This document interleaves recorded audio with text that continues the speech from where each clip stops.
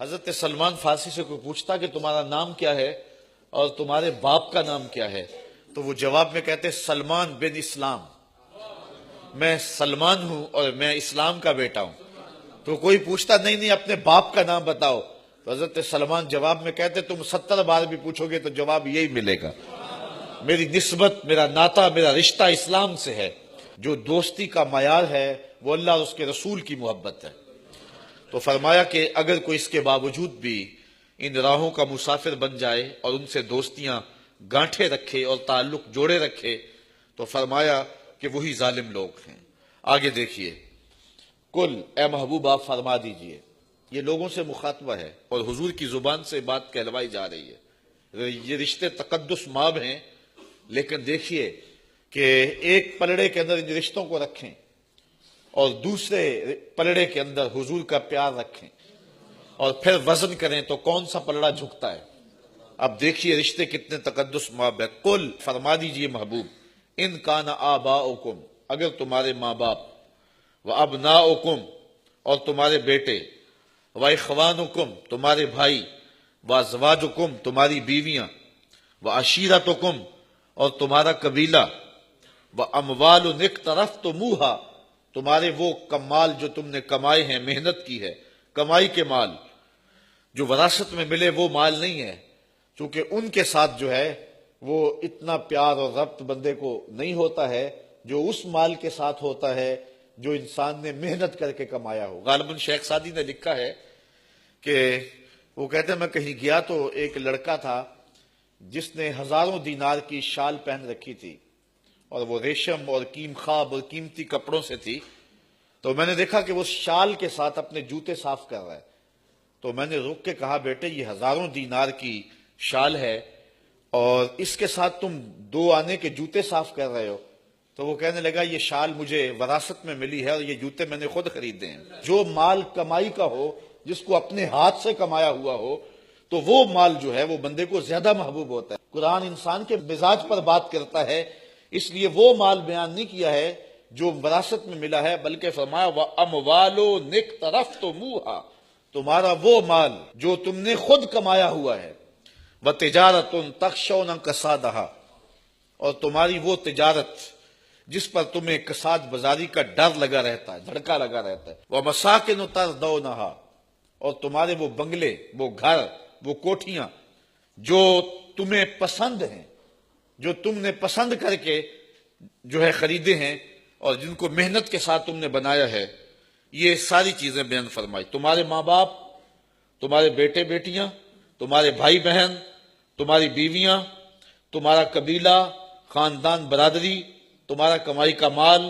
اور تمہاری تجارت جس پر تمہیں کساد بازاری کا ڈر لگا رہتا ہے، اور تمہارے پسندیدہ بنگلے، یہ ساری چیزیں احب الیکم من اللہ ورسولہ وجہاد فی سبیلہ اگر یہ تمہیں زیادہ محبوب ہیں اللہ، اس کے رسول اور جہاد فی سبیل اللہ سے، فتربصوا حتی یاتی اللہ بامرہ تو پھر اللہ کے فیصلے کا انتظار کرو، پھر اللہ کے فیصلے کا انتظار کرو۔ واللہ لا یہدی القوم الفاسقین اللہ فاسقوں کو ہدایت نہیں دیتا ہے۔ اب یہ ساری چیزوں کے ساتھ جو انسان کا طبعی پیار ہے وہ قرآن نے بیان بھی کیا ہے، وَمَسَاكِنُ تَرْضَوْنَهَا جن کو تم پسند کرتے ہو۔ اسلام اس کی نفی نہیں کرتا، اسلام دین فطرت ہے۔ باپ کے ساتھ جو فطری اور طبعی پیار ہے اسلام نے اسے نہیں روکا ہے۔ ماں کے ساتھ جو پیار ہے اس کا تو درس دیا ہے، بھائیوں کے ساتھ اس نے سلوک کرنے کا سلیقہ سکھایا ہے، مال کمانا اور رزق حلال کی تلاش عبادت قرار دیا ہے۔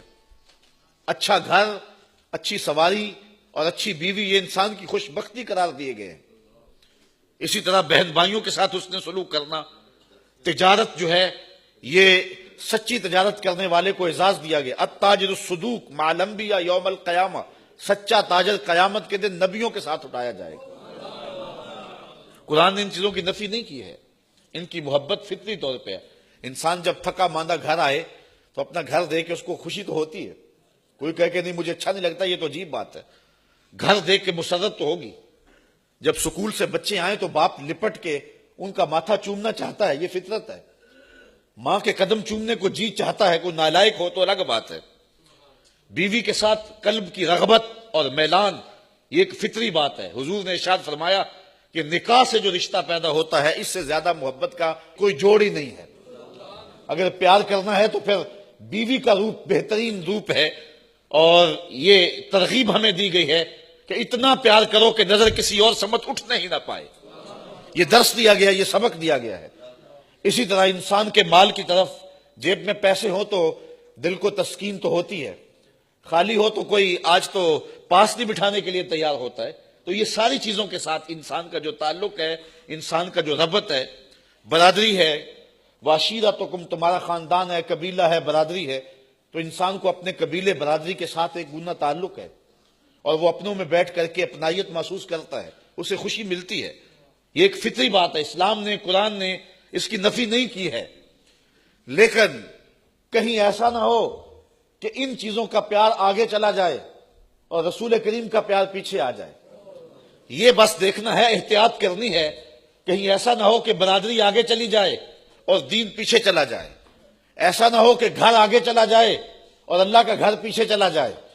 یہ نہ ہو. بس فرمایا کہ اگر یہ چیزیں اللہ، اس کے رسول اور جہاد فی سبیل اللہ سے تمہیں زیادہ محبوب ہیں تو پھر کیا ہے؟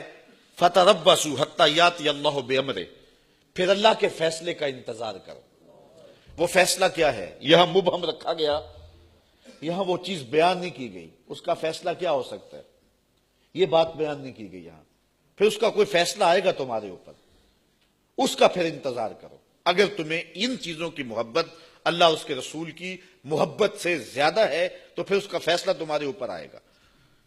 اور وہ فیصلہ کیا ہے؟ عذاب الہی کی وہ صورت کیا ہے، وہ رنگ کیا ہے؟